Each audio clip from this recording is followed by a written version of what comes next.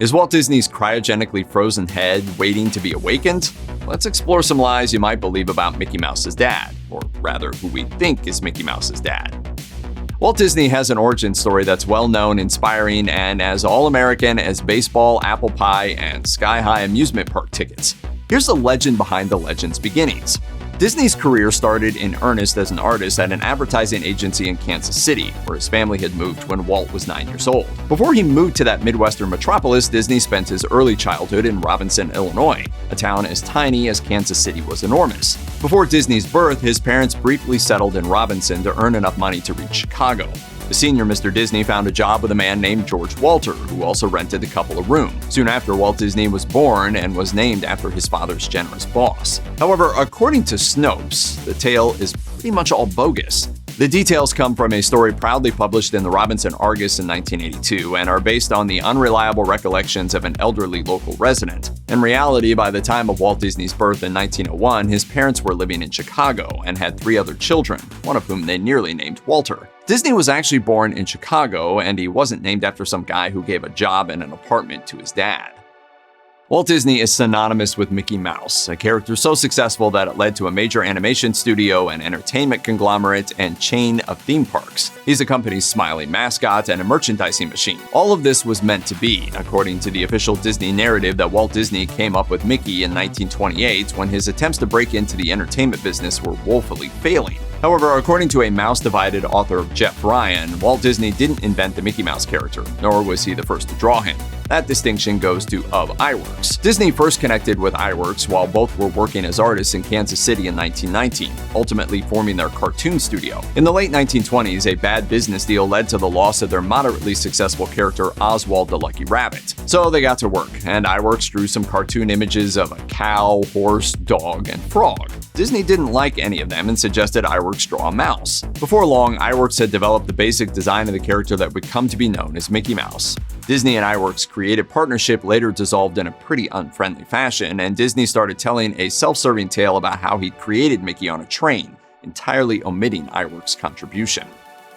Hundreds of short cartoons were produced in the early 20th century, but the characters featured in them, like Bugs Bunny, Daffy Duck, Tom and Jerry, are more famous than the stories they starred in. Very few individual cartoon titles are very memorable, with the exception of landmark classics like 1928's Steamboat Willie. It's a household name, with common knowledge holding that the tune was a pioneer in the industry. For example, it's often said that Steamboat Willie is the first Disney cartoon, the first cartoon starring the immensely famous Mickey Mouse, and the first cartoon with sound. The Disney Company represents the piece as such a turning point that it's given a spot in Disneyland where it plays on a loop all day. However, this narrative isn't really true.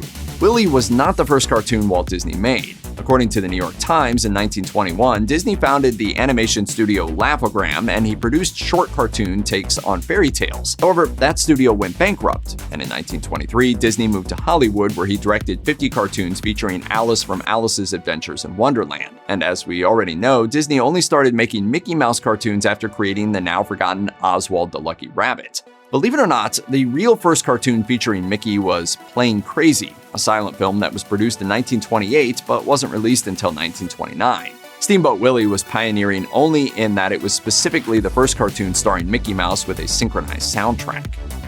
The 1994 Simpsons episode Itchy and Scratchy Land is full of jokes at the expense of all things Disney. Bart and Lisa see a brief film about Itchy and Scratchy creator Roger Myers Sr., a Walt Disney stand-in whose cartoons include Steamboat Itchy and Nazi Supermen are our superiors. Roger Myers Sr., the gentle genius behind Itchy and Scratchy, loved and cared about almost all the peoples of the world. That last one's a nod to the idea that Disney supposedly hated Jewish people, a notion supported by a speech Meryl Streep delivered at the 2014 National Board of Reviews Awards, where she said the man, quote, formed and supported an anti-Semitic lobbying group. This popular belief may stem from a 1938 incident in which Disney gave a personal tour of his production studio to Leni Riefenstahl, official film documentarian of Hitler's Third Reich. The tour occurred just a month after Kristallnacht, the Nazi-organized terrorist attack that destroyed synagogues and Jewish-owned businesses, leaving nearly 100 Jewish people dead. Disney turned down Riefenstahl's offer to show him her films at the 1936 Olympics held in Germany, but the encounter's association with the Nazis forever tarnished Disney's reputation. However, Neil Gabler, who wrote Walt Disney, The Triumph of the American Imagination, and claims to have read all of Disney's personal papers, says there's little proof of any virulent Jewish hatred on Disney's part. He told USA Today,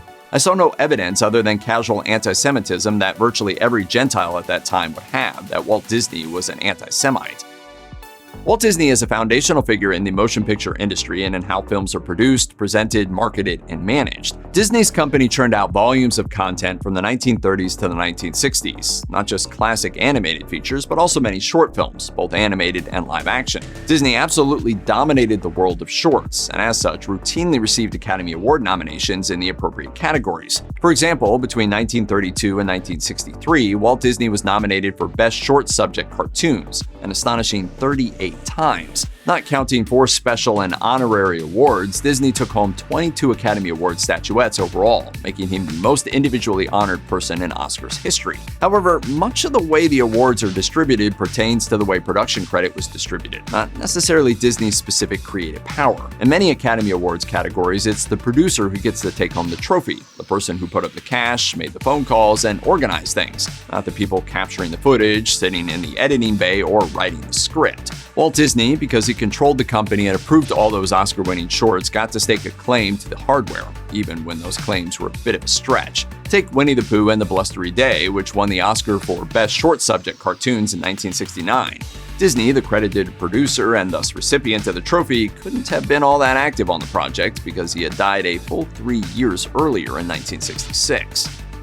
There's a unique but dark story element that recurs throughout Disney's kid-friendly animated features. The main character is often motherless, either having lost their mom by the time the events of the movie begin or during the film itself. Among the classic Disney movies with a momless protagonist, we've got Cinderella, Beauty and the Beast, The Jungle Book, Bambi, and Snow White and the Seven Dwarfs. According to Hollywood lore, there is a sad reason behind the conspicuous familiarity of this plot point. As the story goes, Walt Disney's mother, Flora, died in 1938 after suffering carbon monoxide poisoning from an improperly working furnace in her brand new home.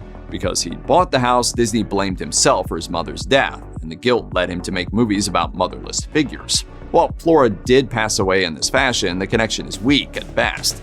Many Disney features are based on pre-existing and seriously dark children's books and fairy tales, where dead moms are a common factor. It's a powerful literary device that can characterize a protagonist as a sympathetic underdog. Even more important to debunking this myth, as Snopes points out, Disney's mother died after the pattern of semi-orphan Disney characters had been established. Snow White and the Seven Dwarfs hit theaters a year before Flora Disney's death, while Bambi was in production at the time of the Disney family tragedy. The logo for the Walt Disney Company is one of the most famous in the world. After all, the logo is a signature, that of Walt Disney, the company's founder, boss, and creative guide for many decades. Using a signature of a person is also a savvy bit of branding genius. It implies that anything bearing the Disney logo is essentially handcrafted, with the legendary boss personally signing off on it. While a clever bit of marketing, the famous signature isn't actually what Walt Disney's handwritten name looked like. Since he was a very busy man, assistants and aides were authorized to sign Disney's name, leading to a variety of historical examples of the man's so-called penmanship. Furthermore, Disney himself adapted and evolved his own signature over the years, introducing more confusion into the mix. At any rate, the signature used as the Disney logo is a highly stylized version of the way that Disney wrote his name in the 1940s, and it wasn't introduced as the company logo until 1984, nearly 2 decades after the founder of the operation died. Disneyland opened in July 1955, and the park was jam-packed on day one with about 20,000 guests. Within a few weeks, more than 1 million people had visited. It was a rousing success, leading the world to forget all about the pre-opening troubles and skepticism that Walt Disney faced. However, Disneyland wasn't Disney's crowning achievement after a successful career making animated blockbusters. In fact, in the early 1950s, Disney didn't necessarily have the universally beloved brands yet that would make a theme park work. What's more, the perception of amusement parks at the time was that they were dirty, dangerous, and low class. This whole thing was very much a gamble. According to American Heritage, Walt Disney was so desperate to create Disneyland and so convinced that his unique vision would be successful that he took out a loan against a life insurance policy to fund the planning. He supposedly only had around $1,000 in the bank at the time. To further bolster the coffers for the Disneyland project, Walt Disney turned to television. While other movie studios saw TV as a competition and a threat, Disney embraced the medium, authorizing a weekly showcase of Disney films and cartoons on ABC called Disneyland. Disney hosted the show himself and used the opportunity to give the public updates on the building of the Disneyland park. In other words, these were ads, which helped get the public very psyched by July 1955. Here's a test model of Peter Pan's famous pirate ship, as it will swoop through the London skies.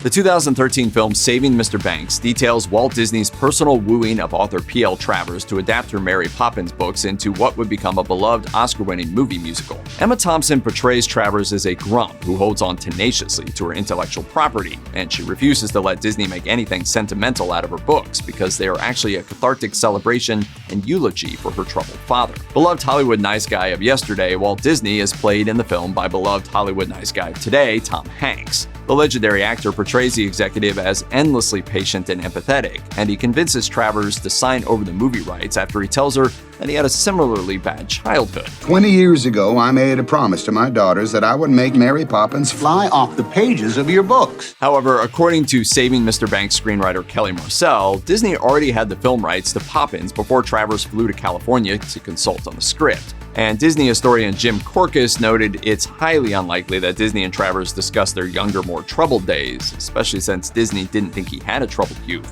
In real life, Travers proved so combative that Disney didn't pop in on her progress the way he does in the movie. And even though Travers ended up liking Mary Poppins in the 2013 movie, in real life, she hated Disney's adaptation.